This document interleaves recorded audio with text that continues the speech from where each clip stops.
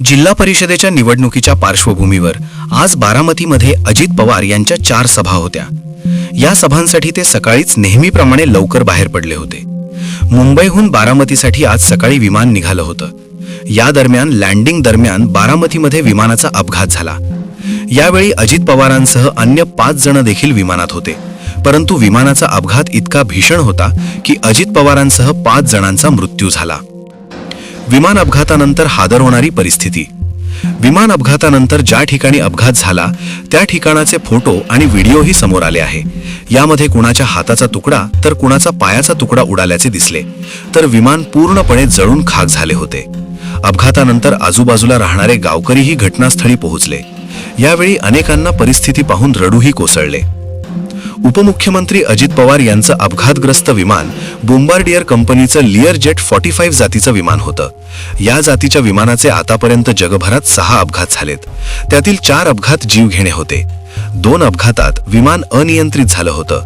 अजितदादांच्या विमानाच्या अपघातात देखील ते अनियंत्रितच झालं। हे कमाल ताशी 858 किलोमीटर वेगानं उडू शकणारं विमान आहे। ते 51,000 फूट उंचीवरही उडू शकतं।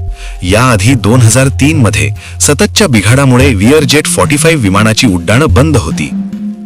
अजित पवारांच्या विमानाचा अपघात झाला त्या ठिकाणचे प्रत्यक्षदर्शीने धक्कादायक माहिती दिली आहे। पहिल्यांदा विमान वरून गेलं, त्यानंतर गावातून खालून विमान येत होतं। नंतर विमान फेरलं आणि खाली जमिनीला लागलं तेव्हा मोठा स्फोट झाला। स्फोट झाल्यानंतर आमच्या घरापर्यंत विमानाचे तुकडे उडाले।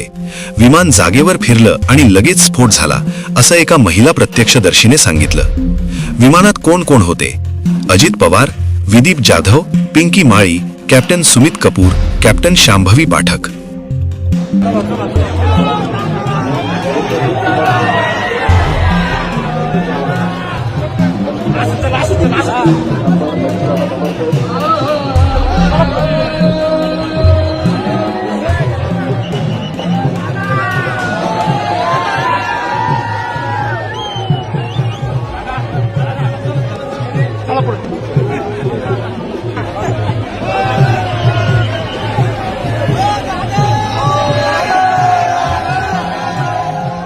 काही उपयोग नाही रे, राजकारण लय वंगाळ आहे। आता काय सांगायचं, पण आता तुम्ही धंदा पाणी करा, मस्तपैकी राहा, मुलाबाळांना चांगलं शिकवा, निर्व्यसनी राहा। मी पुन्हा पुन्हा सांगतोय, साधू संतांनी ते आपल्याला सांगितलंय।